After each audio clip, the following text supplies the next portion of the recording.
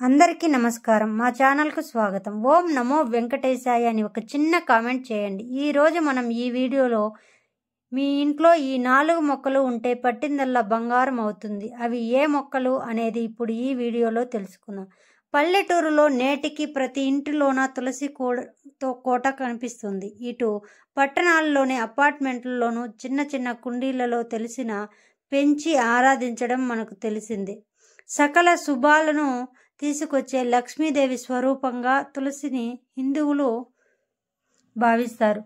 వాస్తు ప్రకారం ఇంటికి ఉత్తరం లేదా ఈశాన్య దిశలో తులసి మొక్కను పెంచడం చాలా శుభప్రదంగా భావిస్తారు. శ్రీ మహావిష్ణువు లక్ష్మీదేవి తులసి మొక్కలో నివాసం ఉంటారని పురాణాలు మనకు చెబుతున్నాయి. పవిత్రమైన తులసి ఆకులు ఆరోగ్యానికి కూడా ఎంతో మేలు చేస్తాయని, ఆయుర్వేదం బాగా పనిచేస్తుందని, అదేవిధంగా రెండవ మొక్క ఏంటి అంటే వెదురు మొక్క. ఈ వెదురు మొక్కను కూడా చాలామంది పవిత్రమైనదిగా భావిస్తారు. ముఖ్యంగా ఈ మొక్కను ప్రశాంతత, కీర్తి, ప్రతిష్టలు, డబ్బు, అదృష్టాన్ని తెచ్చే మొక్కగా భావిస్తారు. దీనిని ఎవరికైనా బహుమతిగా ఇవ్వటం మంచిదేనని బౌద్ధులు విశ్వసిస్తారు. అందుకే పలు తూర్పు ఆసియా దేశాలలో చాలామంది పెంచుకుంటారు. ఇక సంపాదన ఆకర్షించే మొక్కల్లో మూడవది మనీ ప్లాంట్ కూడా ఒకటి. ఇది విజయాన్ని, సంపాదన ఆకర్షిస్తుందని పలువురు విశ్వసిస్తారు. ముఖ్యంగా ఇది ఆర్థిక సమస్యలను తగ్గిస్తుందని నమ్ముతారు.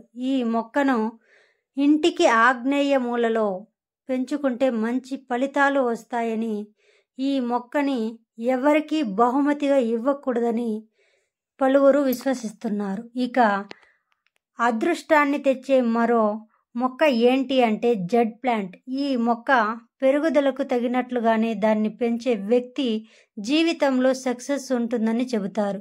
జడ్ మొక్క స్నేహం, కుటుంబ స్నేహ బంధాలను బలోపేతం చేస్తుందని నమ్ముతారు. అలాగే ఆర్థిక సమస్యలను ఇది దూరం చేస్తుందని చెబుతారు. అలాగే ఉసిరి చెట్టును కూడా దేవత స్వరూపంగా హిందువులు భావిస్తారు.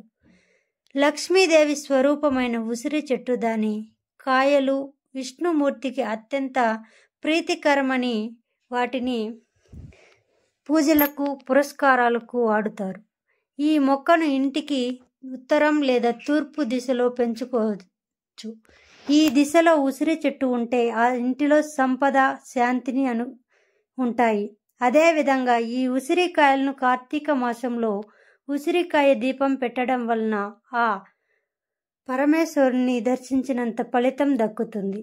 ఈ మొక్కలను మన ఇంటి వాతావరణంలో నాటుకోవడం వలన మన ఇంటిలో లక్ష్మీదేవి ఎప్పుడూ కొలువై ఉంటుందని చెప్పుకోవచ్చు.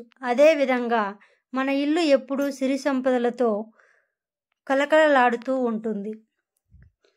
చూశారు కదా ఫ్రెండ్స్, ఈ 4 మొక్కలను మన ఇంటి ఆవరణంలో నాటుకోవడం వలన మన ఇల్లు ఎప్పుడూ చూసిన సిరి సంపదలతో తులతూగుతూ ఉంటుందని, అదేవిధంగా మనం పట్టిందల్లా బంగారమే అవుతుంది.